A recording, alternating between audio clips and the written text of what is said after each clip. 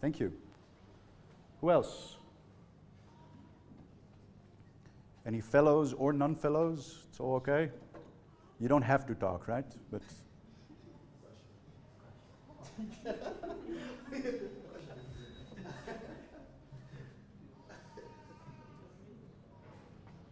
maybe one of the non-fellows will represent the non-fellows. Hello. Testing, 1, 2. Yeah, man, you're there. I'm Macho Emmanuel. I'm a visual artist. I do art and film. Under our discussions, answering the questions, sorry they're not there, but the question of our arena. Under our arena, we have an inspiring and beautiful natural environment with a sunset look, with that African touch in it, a yellowish, orange and that, with green of the trees, everything looks natural. We also having a wider shot of view of our movie when we are going to shoot and everything. It won't be much of the tight and close-ups. Yeah, it is also set in the year of 2021-2022, currently, in a village area, a remote area of Ugandan setup. I could say if you have moved to Western Uganda, you have moved to Kitgum. It's a setup that we have. So let me ask you a question. Out of these 3 questions here, you know, what have you learned about your project? What have you learned about another project? What have you learned about the dynamics of how this creative development works? You know, just pick one and tell me how was your experience. My project, I've learned to execute the stages of filmmaking per my script. I realized there are things I'd missed out, and now I have to top up and add my script for something better than what I have. Yeah. Can you define what you were missing out on? I had not given much description of my character to know the environment she's supposed to lay herself in. She's supposed to, and I had not also described well on the supporting. Yeah. Supporting characters. Yeah, the supporting character. Yeah. It's very interesting. If you guys haven't done yet or are not used to working with them, start working with character bios, character biographies. Yeah? And character biographies, apart from a sort of story about a person's life, if you want to be complete, also for the purpose of then using what you know about your character in the choices you make, how your story develops, yeah, at least address in your character biographies 3 levels. A social level, an emotional level, and a, now I'm sort of lost myself. Social, emotional, psychological, yeah. How does your character relate to other people? How does your character feel about things? And what is happening, intellectual, psychological, in how they think, how they reason, yeah. Because this defines a lot of things. This defines the moment that you're sort of stuck in writing a scene, yeah, and realizing that you want to show more of your characters, developing them better, or even having a more complete character arc.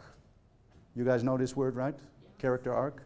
Even having a more complete character arc, more clearly demonstrating a process of change in your character, yeah, the better you know your character in these different layers, the easier it becomes in answering these questions. Yeah. And it's all groundwork that we do. You know, I had a script writing professor for a while, for like 2 semesters, and he kept on telling us, you know, like, script is where you lay the foundations. Yeah, it's not your full house. That's why, you know, we do creative development in 3 stages, not in 1. Yeah, but if you mess things up in your foundations, the house is going to tilt and the house is going to tumble down. Yeah. Thank you. Very valuable. Yeah. Any last chance? I want to comment on this as well. There we go. About the questions, right? Yeah. Okay. Hello, guys. So, what have you learned about your project? Let me answer the second one. What have you learned about your partner's project? Well, as we were having the discussion, I realized my partner's project is very rich with a modern day problem, but a kind of long ago setting, let me say like that. Like, it has today's problem, but then the setting is very long ago. I don't know if I'm bringing it up, but that's what I realized, and it's the way how the characters are having their conflict, you know, everything happening. It's like amazing. Let me say that. I don't know the exact word to use, but we see them having like this major issue, but then they have to tackle it in a very, very, I don't know how to say this, but yeah. And going on, and what have you learned about the mechanics of creative development? One thing about my story, I'm a bit skeptical. So, about the mechanics of creative development, I realized in my project that I had one perspective, but when we were having a discussion, I later realized, oh my God, wait a minute, did you just see that? And I was like, okay, that can also work. So, thank you very much. She really helped me see how my project can be, you know, seen in because for me I had this one, like, this is it, no turning, no what. But then she was like, no, you can really use this turn. I was like, okay, thank you very much. Yeah, so mechanics of creative development, that was perspective, I guess. And let me not take most of your time. Yeah, that's usually that. Let me respond to this last thing that you said, without going into detail what it was. But sometimes asking the question about, you know, who's watching, who's looking, whose perspective in the story do we have, by changing that element, everything opens up. You can still have the same protagonist, but your protagonist might not be the one who is looking at the story, or you might even go like, I have been telling this story in this protagonist-antagonist setup. What if I flip it around? What if my antagonist is actually my protagonist? What happens to my story then? Because sometimes out of habit or out of personal preference, we might make choices in how we think we need to tell the story. And if you change it the other way around, the story becomes richer, and it might even, for your own creative and artistic development, be more interesting. One example, let's say that you are a man and you want to tell a story about family abuse, yeah?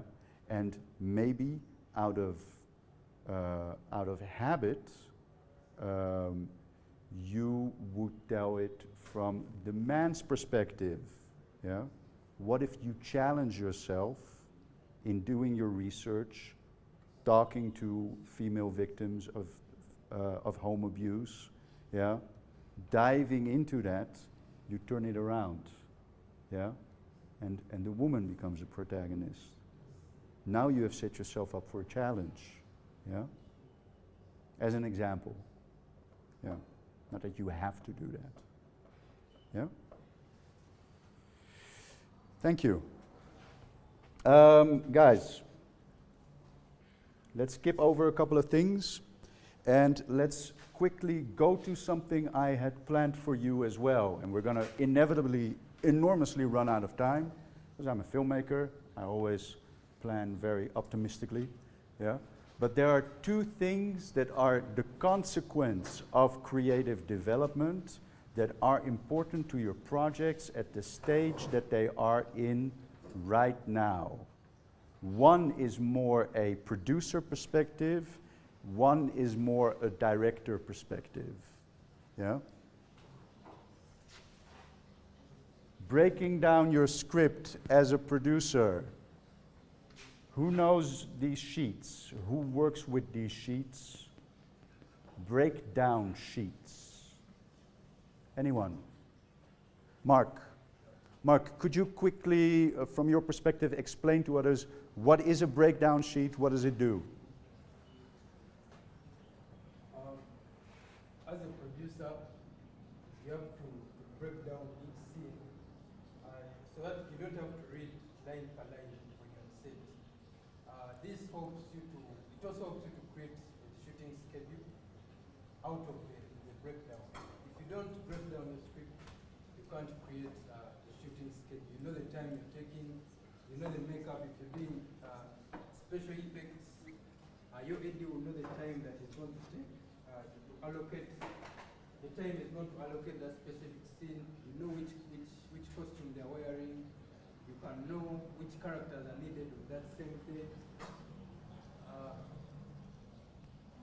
Yeah, the props, the wardrobe, special effects. Yeah, yeah. Breakdown sheets are administrative tools, but they are very necessary because at a certain point we have our script, yeah, in whatever stage it is, and we're going to produce it like that. And as part of our pre-production, this is where we start. You cannot start with a shooting schedule before you have done this. You can absolutely not make call sheets before you have done this, which led to a shooting schedule, which leads to call sheets. Yeah? You have to start breaking down your script scene by scene in forms like these. Yeah? For those of you that work with Celtex, at least the last free version that is already more than a decade old, but a lot of people still use it, because Celtics back then, because now it's a sort of a subscription model, right? Yeah. You got a subscription? No? You got a crack or whatever? Yeah. So if you have a subscription, then it's fine. Then the tools are built in there, and it actually helps you to break down your script. Do digitally what in old school form we did with these forms. It doesn't matter how you do it.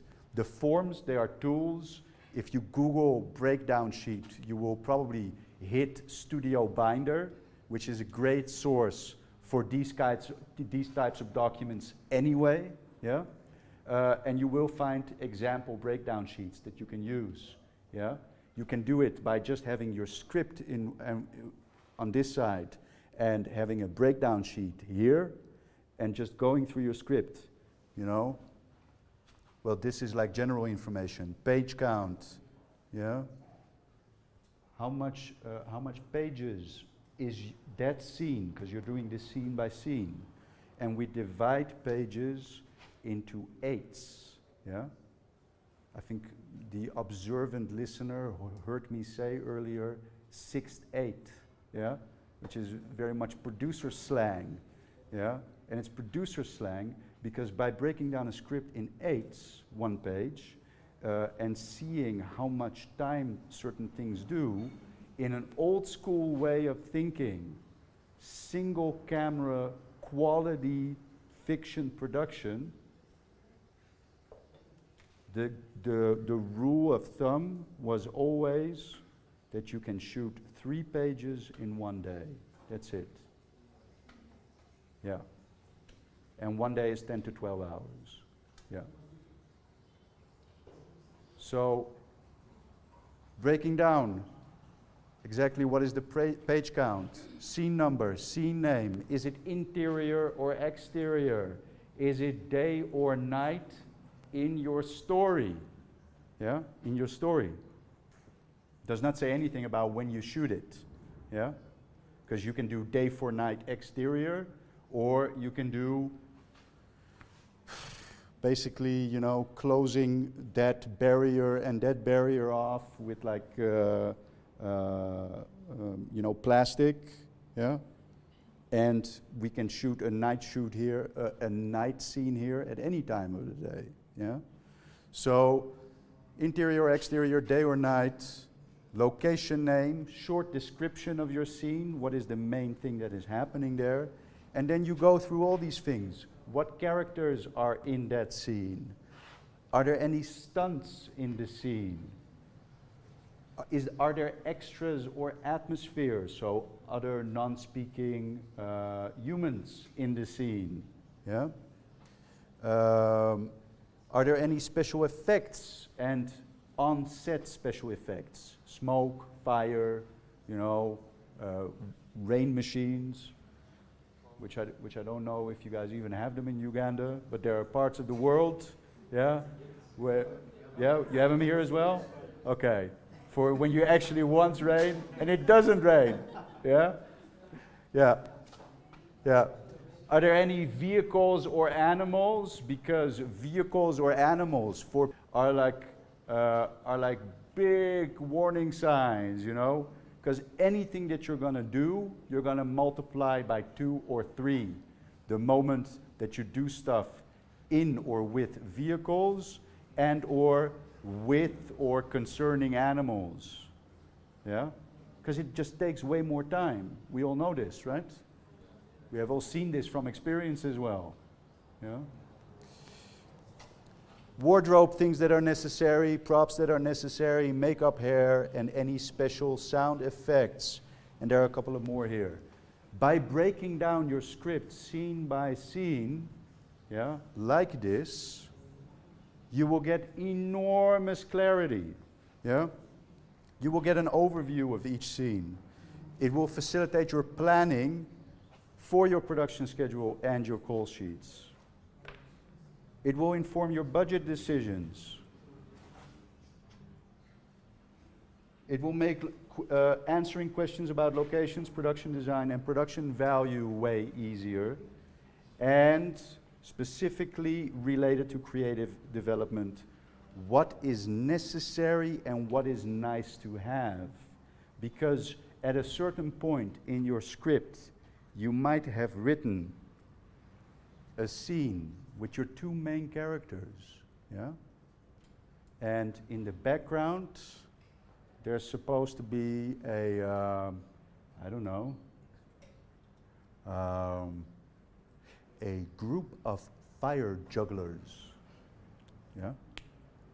Maybe the scene is set at Nyege Nyege, yeah? Yeah? Fire juggling, yeah? Is that necessary or is that nice to have? Because at a certain point, we all are going to balance art with business. What is the essence of the story that I'm telling? Through all these basic questions of what is it, what I want to tell, how do I want to tell it, and what is nice to have, and what is essential to have. If one of them is a fire juggler and they work in teams also in the story, then those fire jugglers in the background are an absolute necessity, of course. Yeah? Then it actually diminishes the production value of your film. If your main character, one of your main characters, is a fire juggler that does performances in teams, it diminishes the production value of your film if we never get to see that. Yeah? And where